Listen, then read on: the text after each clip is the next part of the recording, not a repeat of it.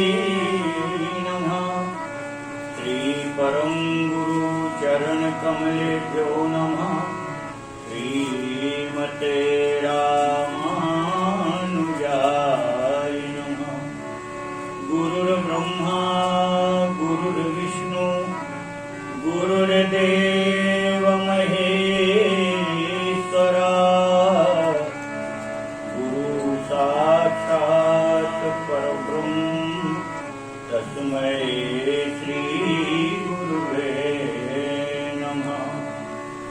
जेहि सुमरत सिद्ध होहि गणनायक करिवर वदन। करहु अनुग्रह सोई बुद्धि राशि शुभ गुण सदन। मूक होहि वाचाल पंगु चढ़हि गिरिवर गहन। जासु कृपा सुदयाल द्रवहु सकल कलिमल दहन। नील सरोरुह श्याम तरुण अरुण वारिजे नयन। करहु सुमम उरधाम सदा क्षीर सागर शयन। कुंद इंदु समदेह उमा रमन करुणा अयन। जाहि दीन परनेह करहु कृपा मर्दन मयन। वंदौ गुरुपद कन्य कृपा सिंधु नर रूप हरि। महामोहतम पुण्य जासु वचन रवि करन कर। वंदौ पवन कुमार कलवन पावक ज्ञान घन। जासु हृदय आगार बसहि राम कर चापुधर। श्री राम कथा के रसिक तुम भक्ति राशि मति धीर। आय श्वासन लीजिए एज पुण्य कपिवीर। सियावर रामचंद्र महाराज की जय। बालकांड दूसरे नंबर का दुकान। हाँ ये गोदाम में मिटा दो, गोदाम में मिटा दो ये उधर गए। सुनित मुझहि जन मुदित मन मज्जहि अति अनुराग। लहहि चार फल अछत तन साधु समाज प्रयाग। लाडली लाल की जय। पूर्व कथा में कल श्रवण कर रहे थे अपन। गोस्वामी महाराज ने एक नया तीर्थराज प्रयाग हम आपके कल्याण के लिए रामचरितमानस में वर्णन किया। कह रहे हैं राम यह तीर्थराज प्रयाग कैसा है? वो ये चलता फिरता तीर्थराज प्रयाग है। यहाँ संतों का समाज है, वही तीर्थराज प्रयाग है। तो अकथ अलौकिक तीर्थराज यह ऐसा विलक्षण तीर्थराज प्रयाग है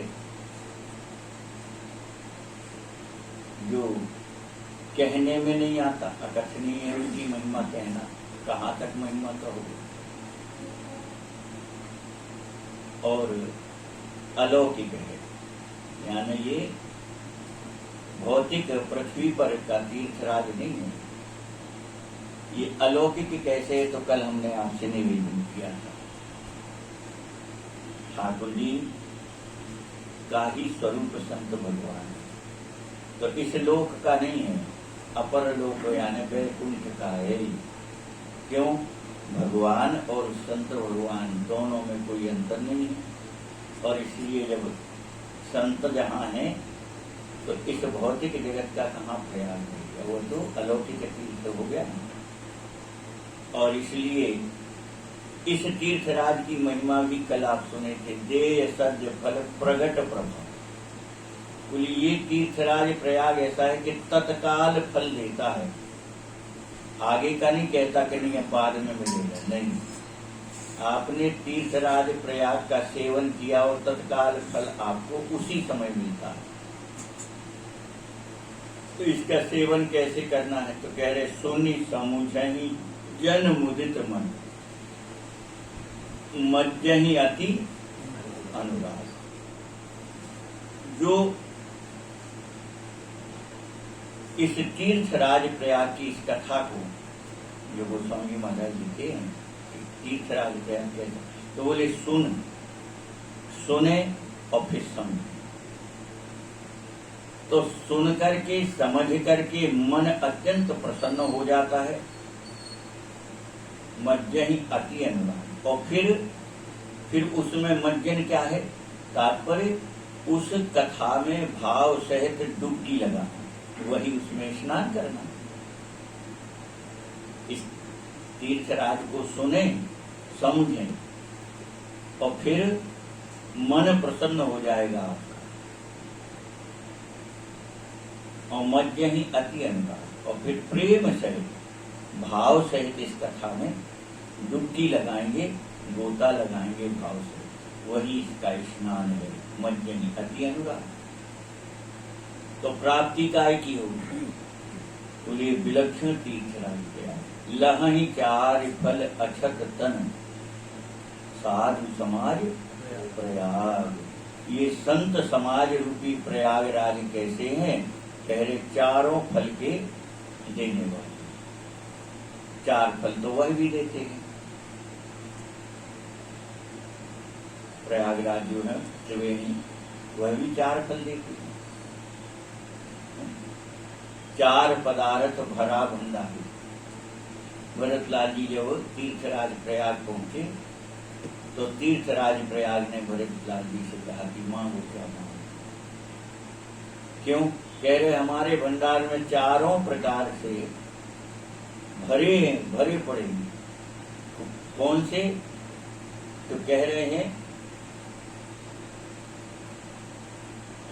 अर्थ, धर्म, काम और बोले मोक्ष हमारे भंडार में भरे पड़े, आप मांगो क्या चाहिए। पर भरतलाल जी ने ये चारों नकार दिए, बोले चार तो हमें चाहिए ही नहीं। फिर क्या चाहिए?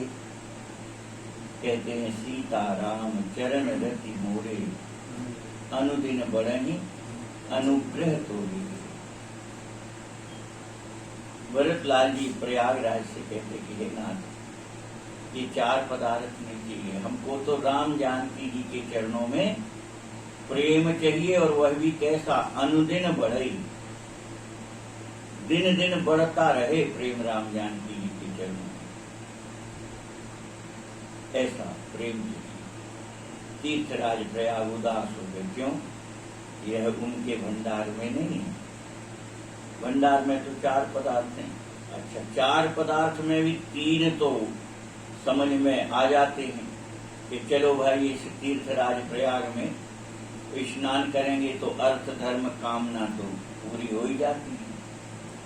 पर मोक्ष तो बोल रहे जब शरीर छोड़ोगे तब जाकर के मोक्ष की बात आएगी। तो अब शरीर छोड़ने के बाद मोक्ष मिला कि नहीं मिला, ये किसने जाना। भौतिक तीर्थराज प्रयाग में अर्थ धर्म काम तो समझ में आ जाएंगे, अर्थ की प्राप्ति हो गई, धर्म की प्राप्ति हो गई, कामनाएं पूरी हो गई, पर मोक्ष तो मृत्यु के बाद ही समझ में आएगा। और जिसकी मृत्यु हो गई वो कैसे समझे कि मोक्ष हुआ? तो वही समझ सकता जिसका मोक्ष हुआ, बाकी तो नहीं जान सकते। हम आप तो नहीं जानते कि मरने वाले का मोक्ष हुआ। हाँ, वेद पुराण शास्त्र पर विश्वास करते हैं, इसलिए अपन ऐसा मान लेते कि नहीं बराबर प्रयागराज की कृपा से मोक्ष हुआ नहीं, पर वह शरीर छूटने पर मिलता है। और यह तीर्थराज प्रयाग संत समाज रूपी तीर्थराज प्रयाग कैसा है? बोले लहहि अछत तन, शरीर रहते चारों पदार्थों की प्राप्ति हो जाएगी। तो अर्थ धर्म काम की प्राप्ति होगी और मोक्ष भी प्राप्त हो जाएगा। तो जीते जी कैसे मोक्ष हो जाएगा प्राप्त? तो जीते जी मोक्ष की प्राप्ति इस साधु समाज वाले प्रयाग में स्नान करने से मिल जाती है। जीव जीवन मुक्त हो जाता है, फिर उसको कुछ शेष नहीं रह जाता, वो इसी जीवन में जीते ही मुक्त हो जाता है। कहते ना वो जीवन मुक्त, जीवन मुक्त जीव।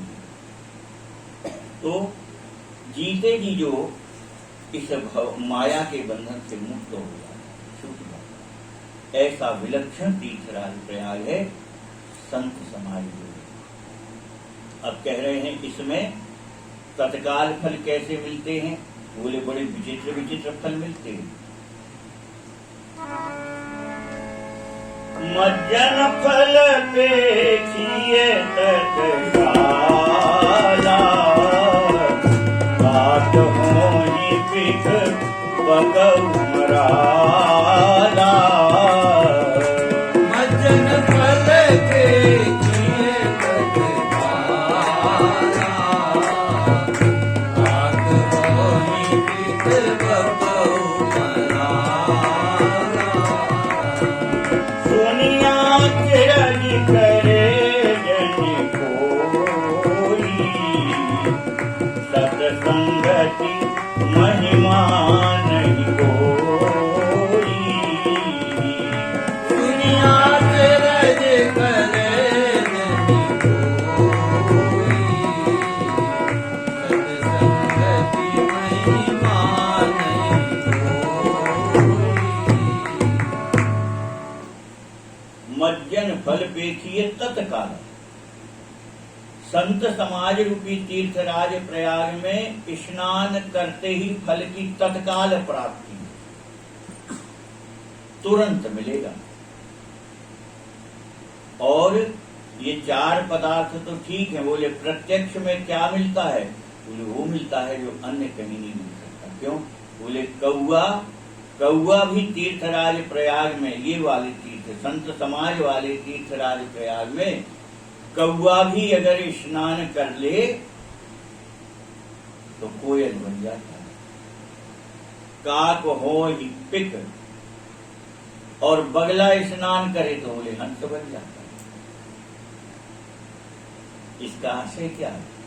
बोले संत समाज रूपी जो तीर्थ है, इसमें अत्यंत दुष्ट से दुष्ट भी अगर संत समाज में जुड़ गया, बैठ गया, सत्संग में बैठ गया, तो तत्काल सत्संग के प्रभाव से कौआ से कोई हो जाए,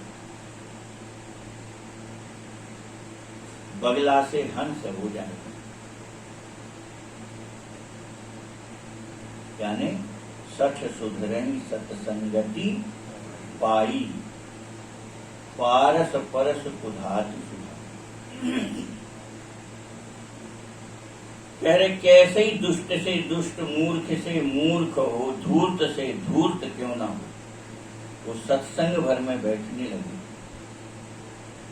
तो उसकी बुद्धि श्रेष्ठ बुद्धि हो जाएगी, निर्मल पवित्र विवेकवान बुद्धि हो जाएगी, उसके सारे दोष नष्ट हो जाएंगे। यह संतों के तीर्थराज प्रयाग में ऐसा विलक्षण प्रभाव। और कह रहे हैं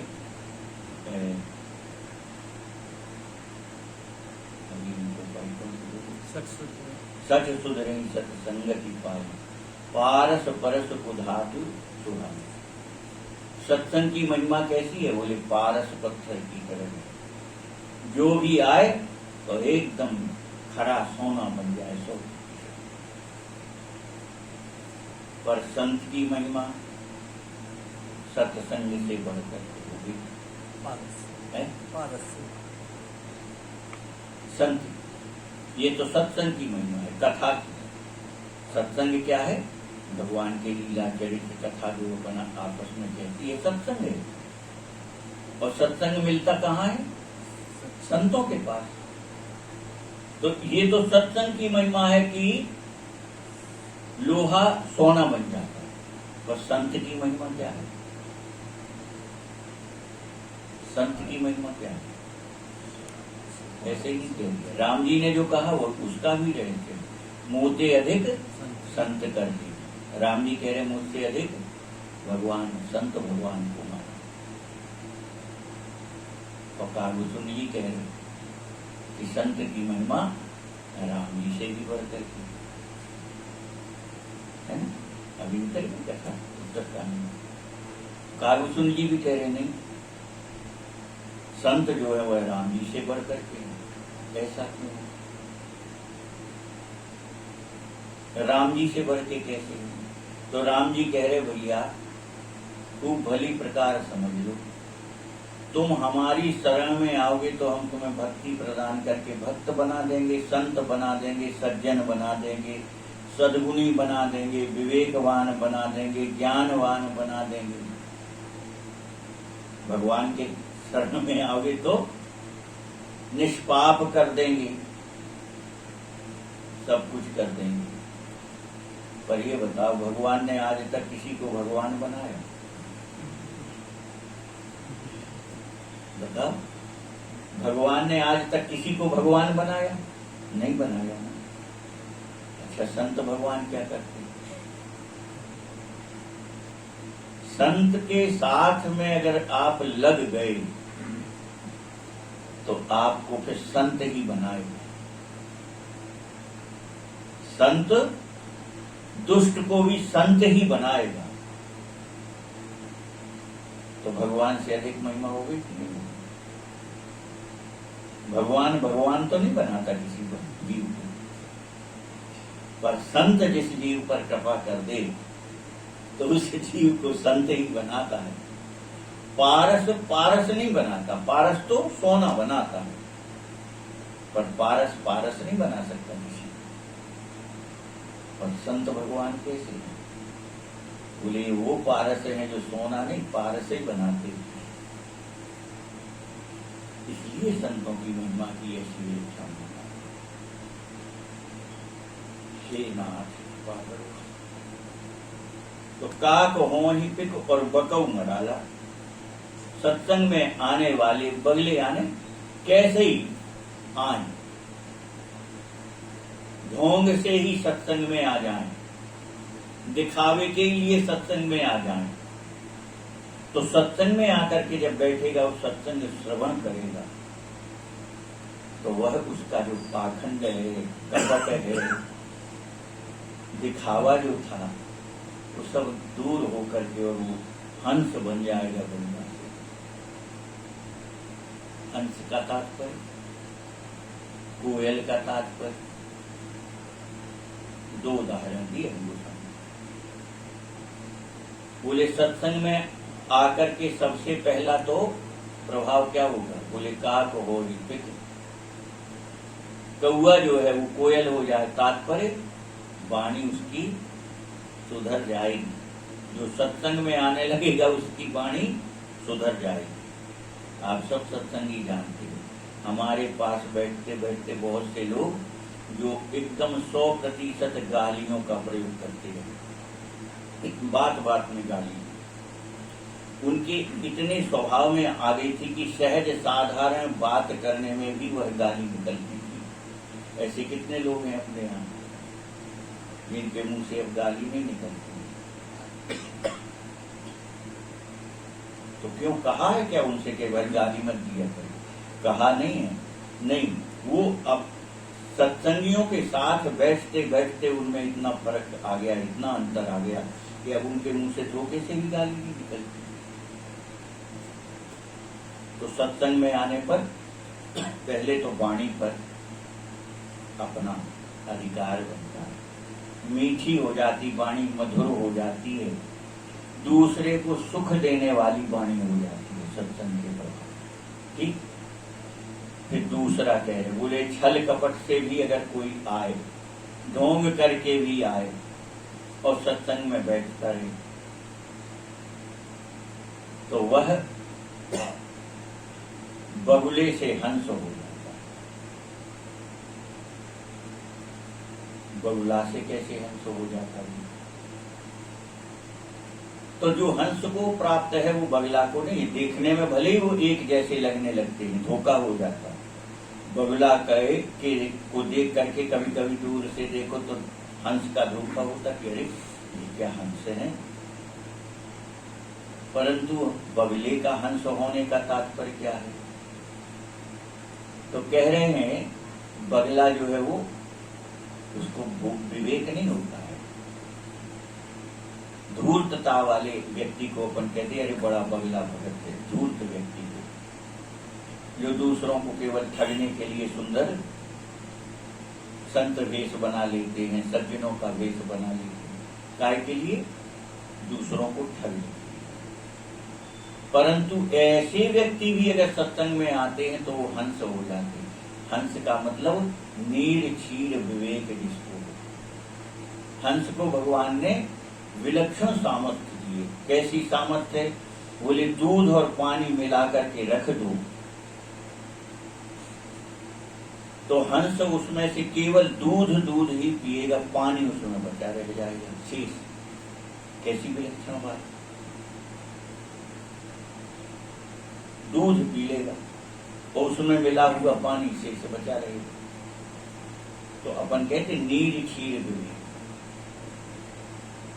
तात्पर्य वह छल कपट से, धूर्तता से भी अगर सत्संग में आ गया और सत्संग को सावधानी से अगर उसने श्रवण किया तो उसका विवेक जागृत हो जाता है। हमको क्या करना चाहिए, क्या नहीं करना चाहिए। तो इस तीर्थराज प्रयाग का प्रगट प्रभाव दिखाई देता है। तत्काल काक हो पिको बकौ मराला। गोस्वामी महाराज कह रहे आश्चर्य मत करना, सुनि आचर्य करे जनि पूरी। इस बात को सुनकर के आश्चर्य नहीं करना कि अरे ऐसे कैसे हो जाएगा, ऐसे कैसा हो जाता है। तो कह रहे आश्चर्य की कोई बात नहीं। क्यों? कह रहे सत्संग की महिमा नहीं वही। सत्संग की महिमा कहीं कोई छुपी लुकी छुपी नहीं है। प्रगट में सत्संग की महिमा है, कहीं छुपी थोड़ी है सत्संग की महिमा, प्रगट में। और इसलिए आश्चर्य की कोई बात ही नहीं है कि आश्चर्य हो आपको। अरे इतना दुष्ट आदमी ऐसे कैसे हो गया, इतना सज्जन कैसे हो गया, इतना मधुर कैसे बोलता है।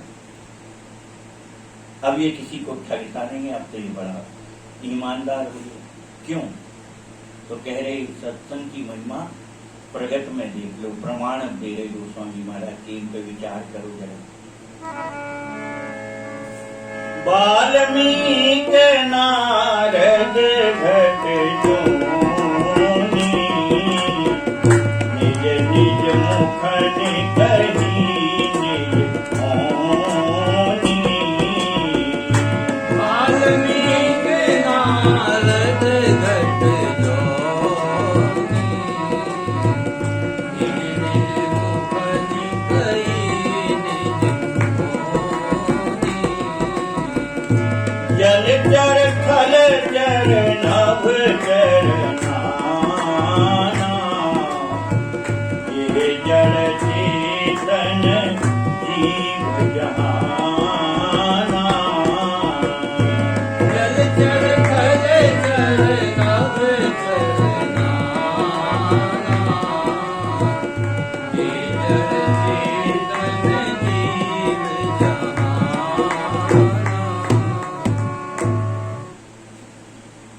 कह रहे हैं वाल्मीकि नारद जग जोनी, निज निज मुखन कही निज मौनी।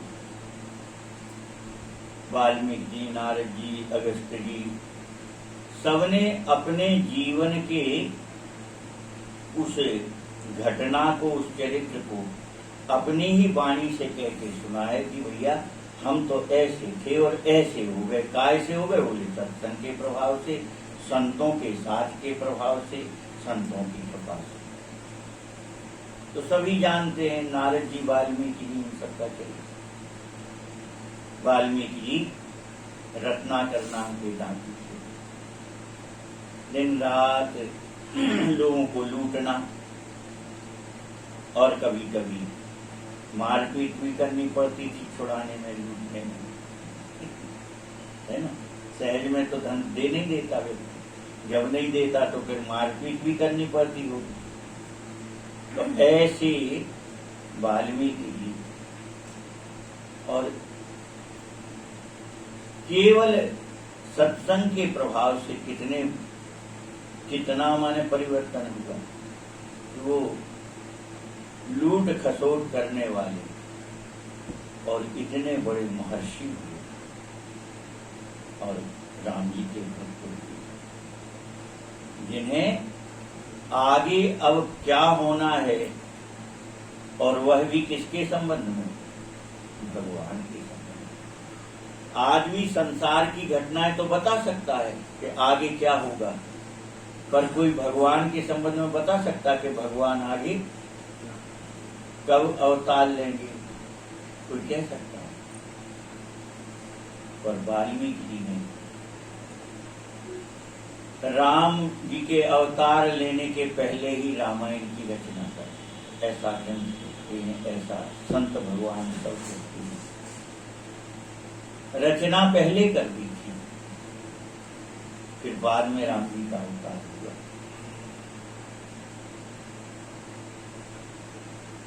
तो ऐसा कैसे हो सकता है? तो ऐसा ऐसे ही होता है। भक्त जैसा अपने हृदय में भगवान के प्रति विचार करता है, भक्त जैसे भगवान के संकल्प करता है भगवान के प्रति, भगवान उसके संकल्प के अनुसार ही लीला करते हैं, क्योंकि उनका तो अपनी कोई इच्छा होती नहीं, उनका अपना कोई स्वरूप है। पर भक्त ने कहा नहीं, ऐसे स्वरूप के हैं हमारे राम जी, तो उसी स्वरूप के हो जाते हैं। और भक्त ने कहा नहीं, हमारे राम जी ऐसा ऐसा करते हैं, ऐसा करते हैं, ऐसा करते हैं, तो राम जी उसी तरह के चरित्र करते हैं। जैसे एक नाटक जो है, अच्छा बताओ, पहले नाटक खेला जाएगा कि पहले लिखा जाएगा? खेलने के पहले लिखा जाता है, और जैसा लिखने वाला लिख देता है उसके अनुसार फिर वो नाटक खेला जाता है, पहले लिखा जाता है।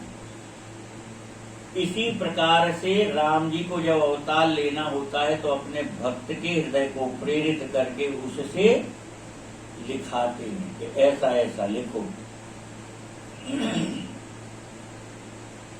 और जैसा फिर भक्त लिख देता है उसी अनुसार राम जी फिर अवतार लेकर के लीला करते हैं।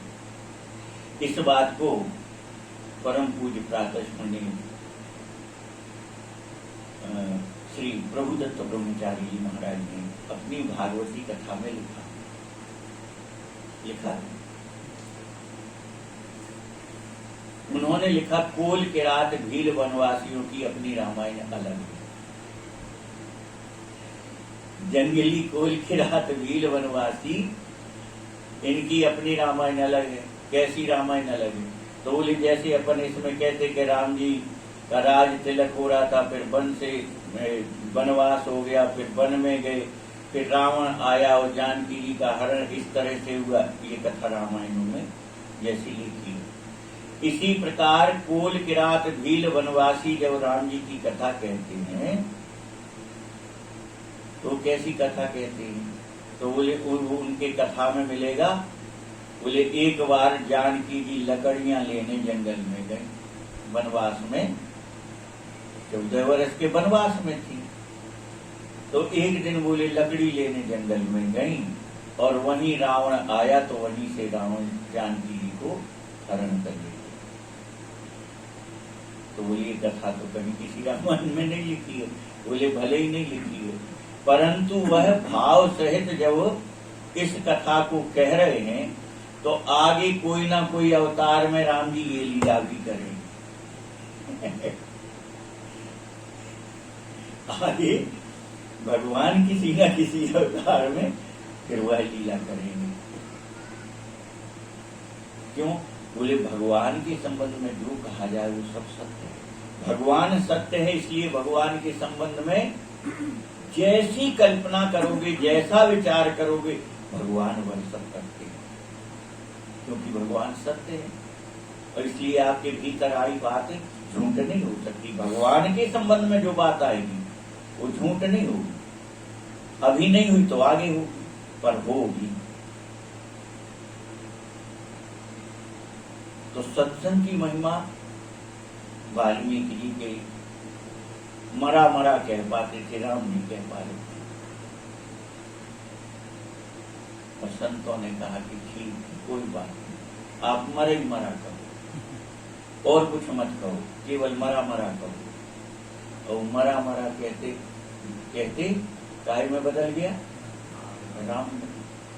आप जल्दी जल्दी मरा मरा कहो, 1 मिनट नहीं लगेगा, वो राम में बदल जाता, बदल जाता। तो वो राम राम में बदल गया। और फिर त्रिकालदर्शी हुए बाद में भगवान का कब अवतार होगा, कैसी लीला करेंगे, ये सब लिख दिया उन्होंने रामायण में।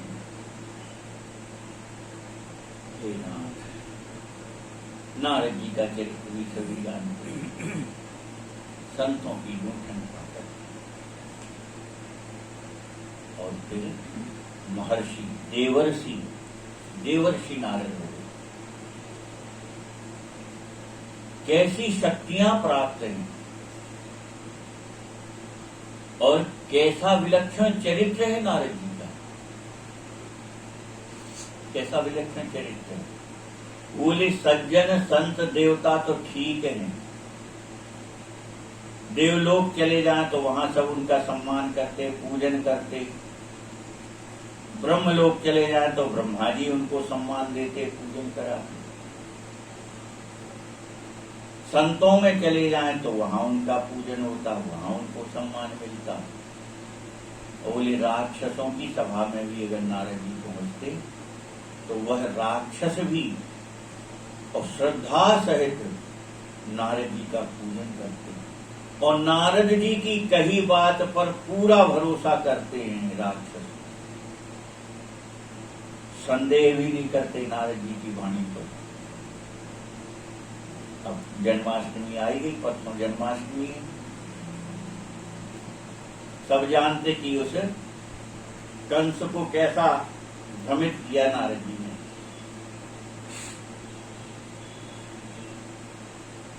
8 पंखुड़ी का कमल लेके पहुंच गए। कहा कि भाई तुमने उसको देवकी को छोड़ दिया, बच्चा लेके आई थी और आकाशवाणी हुई थी कि इसी का बालक तुम्हारा काल है, मृत्यु उसी के हाथ से मारे जाओ, और तुमने बच्चा वापस कर दिया उसको। तो कंस ने कहा कि महाराज तो ठीक है, 8वें बालक की बात हुई थी कि 8वां बालक मारे, और ये तो पहला था इसलिए हमने छोड़ दिया। नारद जी तो हाथ में कमल लेके ही गए। कंस से बोले भैया इसमें इधर से गिनो, तो उधर से गिना तो बोले 8वीं पंखुड़ी ये हो गई। अब बोलिए 8वीं को 1 करके गिनो तो वो जो 7वीं थी वो 8वीं हो गई। ऐसे करते करते हर पंखुड़ी 8वीं हो गई। नारद जी बोले भैया कंस वो भगवान है, परब्रह्म परमात्मा है, जाने कहां से गिनती शुरू करके 8 बनाएंगे, कौन सा 8 होगा ये तुम्हें तो पता नहीं। अब भगवान कौन सी गिनती में 8वां कहां बना देंगे ये तुम्हें तो समझ में आएगा। लो नारद जी ने जो कहा तो उसने तुरंत बुलवाया और बालक का वध कर दिया। और ऐसे ऐसे 6 बालक मारे और 7वीं कन्या हुई। तो जब उसको मारने को हुआ तो वो तो साक्षात योग माया ही थी, और उसने ऊपर लेकर के पटकने को किया तो ऊपर से हाथ से निकल के प्रकट हो गई योग माया। और 8वां हुआ तो क्या विलक्षण बात है। जन्म लेते ही और अपने माता पिता से कहते हमको गोकुल भेज दो। अरे बोले उसको हम क्या जवाब देंगे कि 8वां कहाँ गया। बोले सारी व्यवस्था है। क्या बोले वहाँ नंद बाबा के यहाँ एक कन्या का जन्म हुआ, उसको लेके वहाँ आ गया।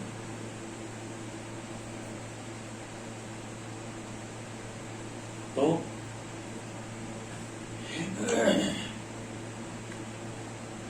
ऐसी विलक्षण लीलाएं भगवान का भक्त, उसमें वह सामर्थ्य होती है।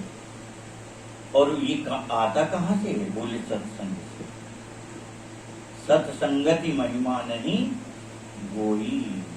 ऐसी सत्संग की महिमा है।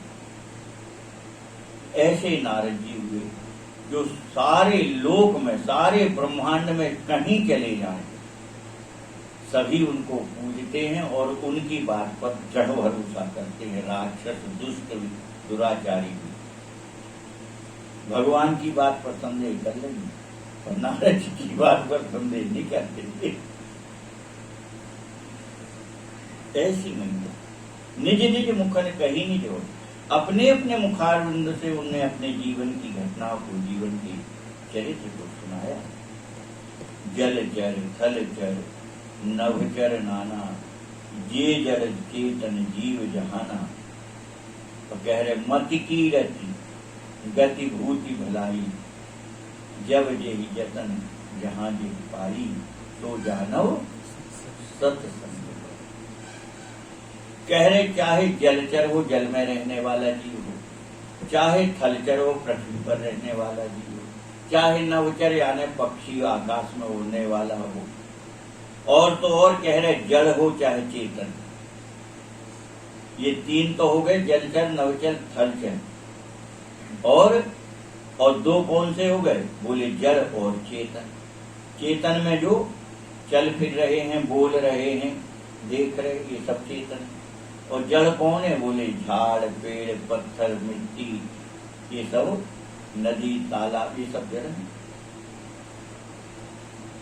कह रहे चाहे जड़ जीव हो चाहे चेतन जीव हो, संसार में जहां तक जीव है तो मति की रति गति भूति भलाई।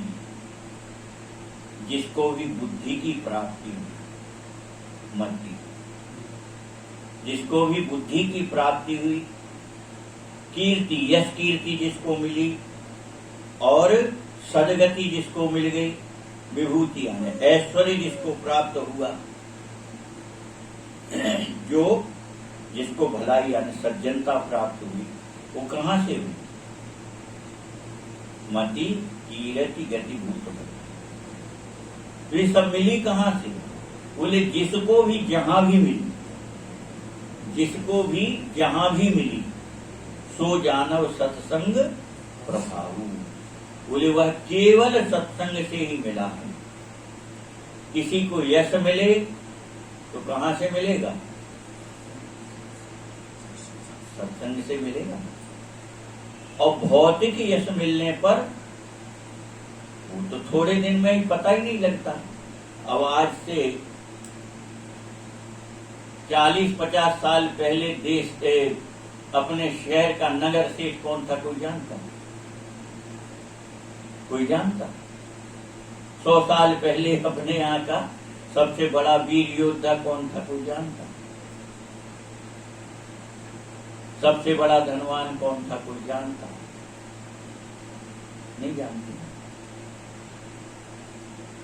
परंतु 500 साल पहले कौन भक्त हुए, 700 साल पहले कौन भक्त हुए, 1000 साल पहले कौन हुए, कौन नहीं जानता। बताओ।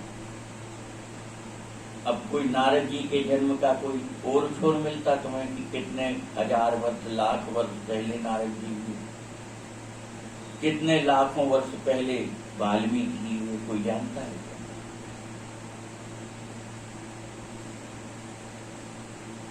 तो कह रहे जिसको जहां जो भी प्राप्ति हुई वह केवल और केवल सत्संग से मिली है।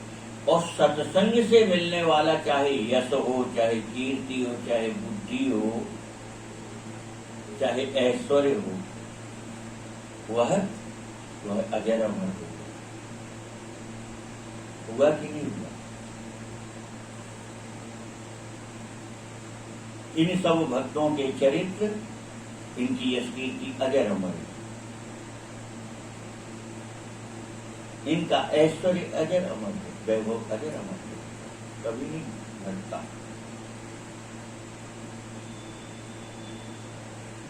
तो सो जानव सत्संग।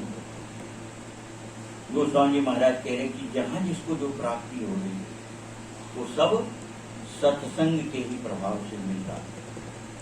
और लोक वेदना आन उपाऊ, और वेदों में और इन सब लोकों में इन सब की प्राप्ति का और दूसरा कोई उपाय नहीं है। मति की रति गति भूति भलाई, इसको पाने का कोई दूसरा उपाय ना तो लोक में है और न वेदों में। तो लोक यानी केवल इस लोक में नहीं, सभी लोकों में कहीं नहीं है कोई दूसरा उपाय। एक ही उपाय है, क्या? तो सत्संग। सो जानो सत्संग करो।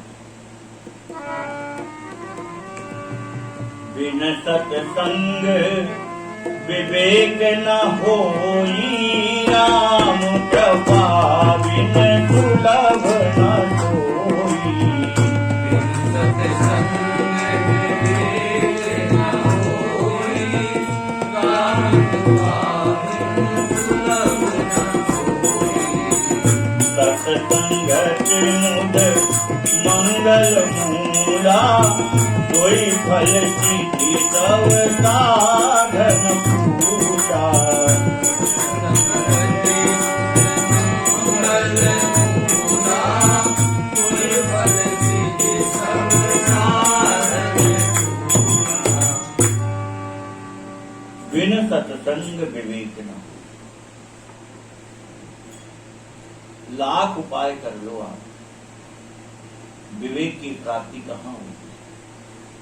दुनिया में और कोई दूसरी जगह विवेक नहीं आता। बिना सत्संग के विवेक जागृत नहीं होगा। विवेक तो सत्संग से ही मिलेगा। ज्ञान आपको भले ही हो जाए, ज्ञान और विवेक में अंतर है। ज्ञान और विवेक का अंतर जानती तो हो, पर अब बताना पड़ता है, तब आपको याद आ जाता कि हाँ ठीक है। उनने कहा जी कितने का नोट है? आपने कहा 2000 का, यानी इसका ज्ञान है। इस नोट कितने का है ये आप जानते हो, ये क्या है? ज्ञान है। और विवेक क्या है? इससे हमको क्या करना चाहिए, इस नोट से हमको क्या करना चाहिए, वह आपको अगर बोध है तो वो विवेक है। इससे आप दुष्कर्म कर गए तो आपके पास विवेक नहीं है। ज्ञान तो है, विवेक नहीं था। और इससे आपने पुण्य कार्य किए नोट से, तो आपके पास विवेक था, इसलिए आप उससे सत्कार्य करेंगे। आ गया ज्ञान विवेक समझ में? तो विवेक की प्राप्ति कहाँ होगी? ज्ञान तो दुनिया में जहां देखो तो ज्ञानी ज्ञानी है। अब तो है कलयुग सोई गुणवंत बख्शा। कलयुग में बेगुणी है कौन? बोले जो खूब मौज चलाए, झूठ भी बोले, छल कपट करे, वही सबसे बड़ी ज्ञान। पर विवेक बिना सत्संग के विवेक की जागृति नहीं होगी, प्राप्ति नहीं होगी। विवेक तो सत्संग में ही मिलेगा। संतों के साथ संतों की सेवा करोगे, संतों के चरणों में बैठोगे और उनकी कृपा से ही विवेक मिलेगा, वही आपको सुख। तो कह रहे हैं बिन सत्संग विवेक ना होई। बिना सत्संग के विवेक नहीं होगा। तो बोले सत्संग कैसे मिलेगा? बोले राम कृपा सुलभ न सोई। बिना राम जी की कृपा के सत्संग की सुलभता नहीं है। क्यों? सत्संग मिलेगा संत के पास। और संत कैसे मिलेंगे? भगवान की कृपा से। बिन हरि कृपा मिल ही नहीं सकता। तो मूल में राम जी की कृपा की ही आवश्यकता है। जहां हो जैसे हो, जहां हो जैसे हो, केवल भगवान से भीतर ही भीतर निवेदन करते रहो कि प्रभु आप कृपा कर दो। ये नहीं कृपा करने को कहना कि कृपा कर दो आपके अब तिजोरी दिन दूनी रात चौगुनी भर, ये नहीं कहना। ये कृपा थोड़ी है।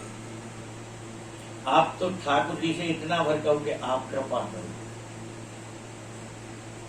ठाकुर जी की कृपा क्या है? बोले बिन हरि कृपा मिले ही नहीं सकता। अब जब आप केवल कृपा की बात कहोगे तो निश्चित आपको कहीं ना कहीं ठाकुर जी संत की शरण भेज देंगे। आपको संत मिल जाए, और संत मिल गए तो सत्संग होगा। सत्संग होगा तो विवेक जागृत होगा। विवेक जागृत होगा तो आप संसार में भटक नहीं सकते, भटक नहीं सकते।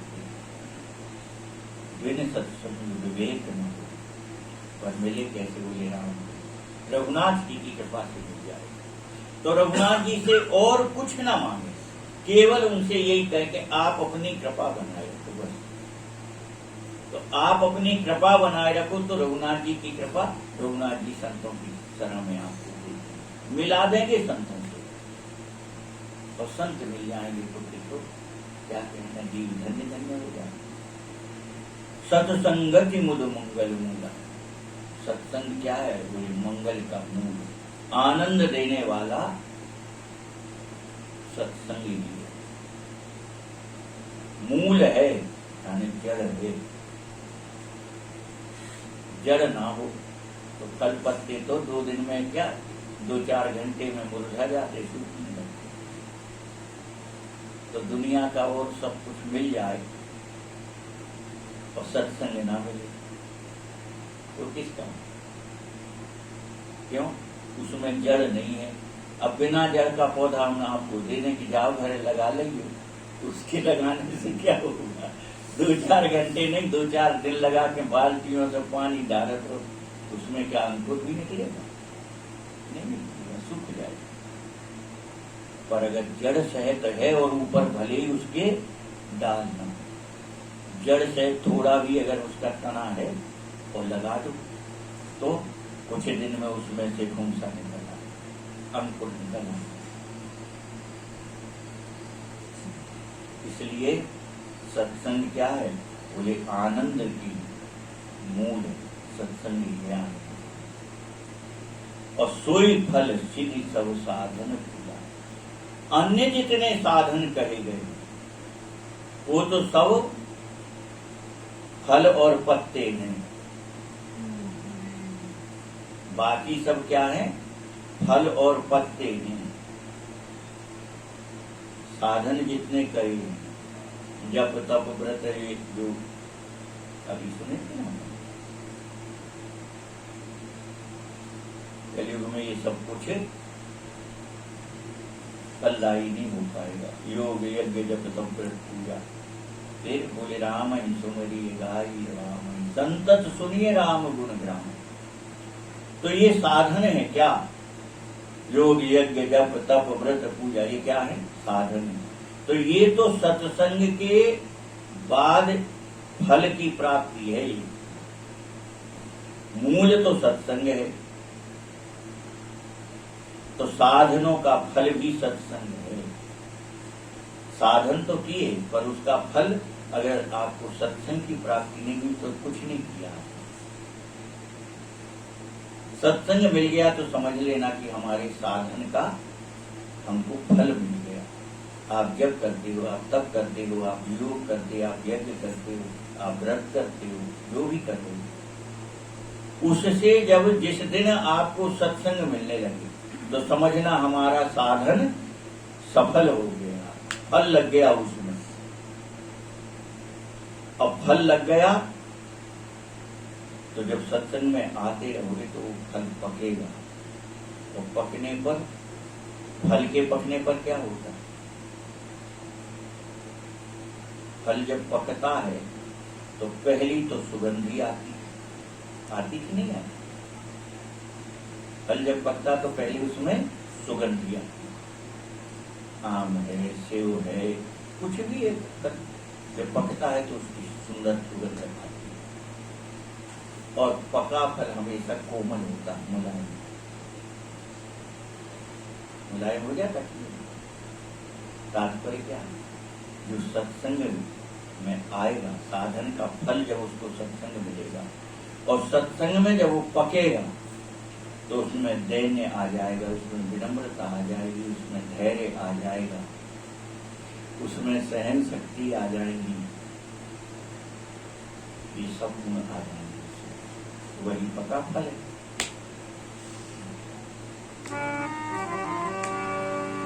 सठ सुधरहि सत्संगति पाई, पारस परस सुधारु सुहाई।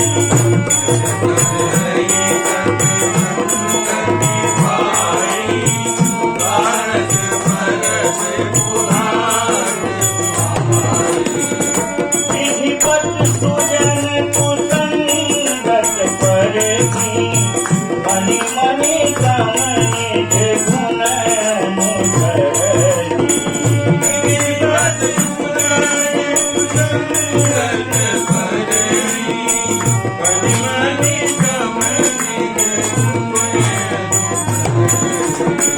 विधि हरिहर कवि गोविंद महानी, कहत तात महिमा कति प्राणी।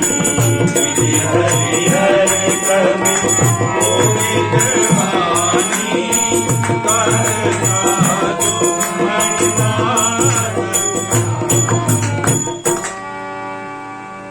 सठ सुधरहि सत्संगति। बोले सठ जो होते हैं वो सत्संग पा करके सुधर जाते हैं।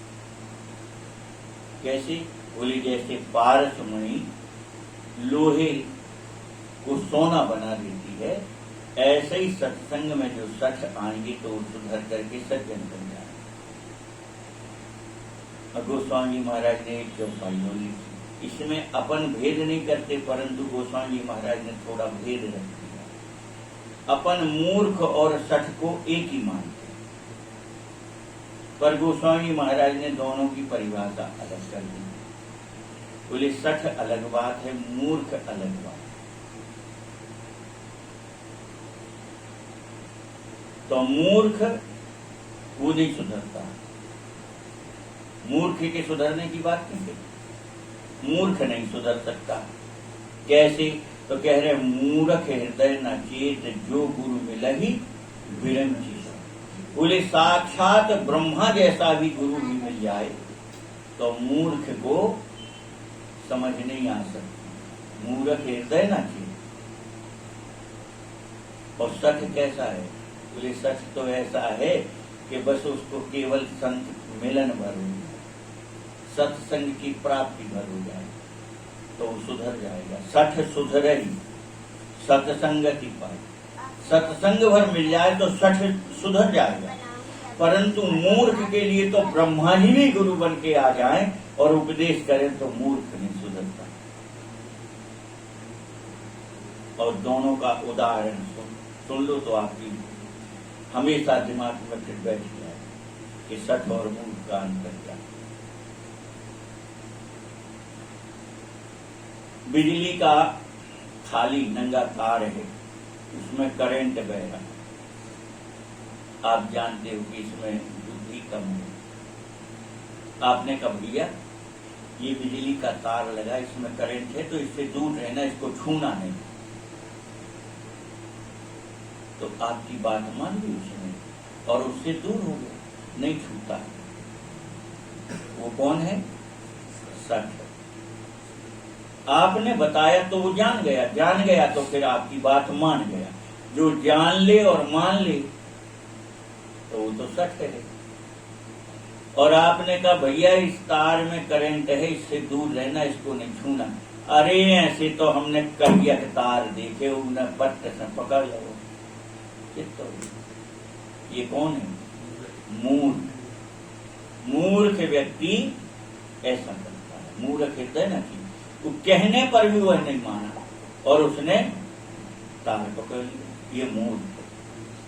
पर सठ कौन है? बोले जिसको ज्ञान नहीं है, उसको ज्ञान करा दो तो वो मान जाता है, और मान जाता है, जान जाता है, तो सुधरने की उसमें गुंजाइश है। तो सठ और मूर्ख में इतना ही अंतर है कि मूर्ख में सुधरने की गुंजाइश नहीं है और सठ में सुधरने की। तो सठ सुधरे सत्संगति पाई, पारस परस को धातु सो है। जैसे पारस के संसर्ग में लोहे को आने पर सोना बना देता है, ऐसे ही संत भगवान के संसर्ग में सठ भी आए तो उसे भी सज्जन बना देते। और हम ये अंतर तो आपको पहले ही बता दिए कि राम जी से भी अधिक महिमा संतों की इसलिए है कि संत भगवान आने वाले जीव को संत ही बनाते हैं, पर भगवान के संसर्ग में जाने वाले जीव को भगवान ने आज तक कभी भगवान नहीं बनाया, इसलिए संत की महिमा है। तो विधि बस सुजन कुसंगत पर। अब कह रहे हैं कभी कभी ऐसे दैव योग ऐसा बन जाता है कि सज्जन व्यक्ति भी कुसंगियों के बीच में पहुंच जाता है। कभी कभी ऐसा दैव योग बन जाता है कि सज्जन व्यक्ति और कुसंगी में फंस जाता है। कह रहे हैं कि दुष्टों के बीच में भी वह सज्जन व्यक्ति अपना निर्वाह कैसे करता है। कह रहे फनि मणि सम निज गुण अनुसर। बोले जैसे सर्प के फन में विष होता है और उसी विष की जगह पर मणि होती है। जहां विष होता उसी विष की जगह में मणि होती, और विष के बीच में रहने पर भी वो मणि पर विष का प्रभाव नहीं होता। और उल्टा होता क्या है, अगर वह मणि किसी के पास और किसी को विष चढ़ जाए तो उस मणि के स्पर्श कराने से उसका विष उतर सकता है।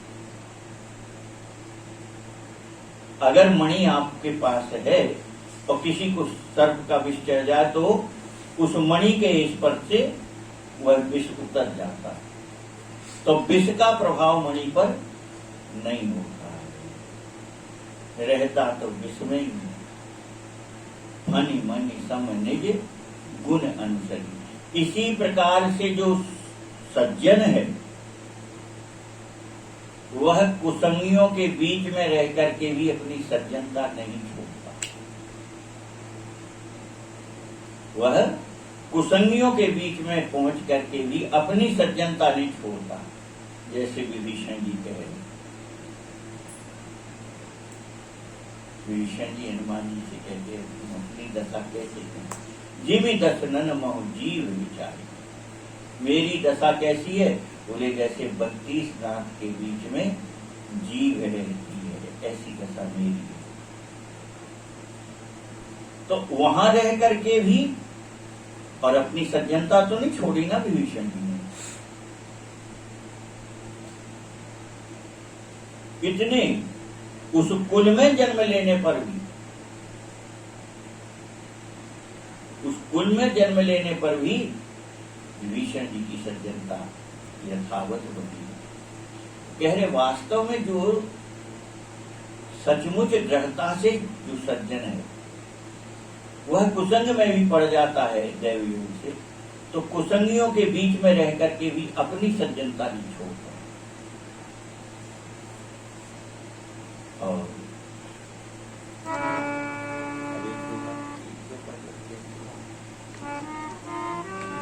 विधि हरिहर कवि कोविद बानी कहत साधु महिमा सब जानी। विधि हरिहर कवि कोविद बानी कहत साधु महिमा